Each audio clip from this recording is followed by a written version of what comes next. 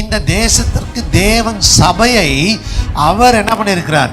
ஒரு அரசாங்கமாக வைத்திருக்கிறார். இந்த பூமியில் உள்ள சகல வல்லமையையும் ஆண்டவர் சபையின் காலு கீழே அவர் கொண்டு வந்து வைத்திருக்கிறார்.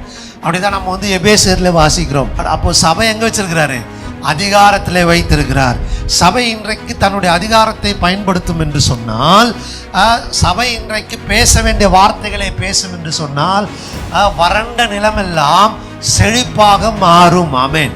வறண்ட நிலத்தை, வறண்ட பூமியை செழிப்பான நிலமாக மாற்றக்கூடியதான மிகப்பெரிய ஒரு ஆற்றலையும் வல்லமையும் தேவனாகிய கர்த்தர் உங்களுக்கும் எனக்கும் அவர் என்ன பண்ணியிருக்கிறார்? கொடுத்து வைத்திருக்கிறார். we need to exercise. நாம் இதை என்ன செய்ய வேண்டும்? அனுபவிக்க வேண்டும். இதை நாம் செயல்படுத்த வேண்டும். நாம் இதை என்ன பண்ண வேண்டும்?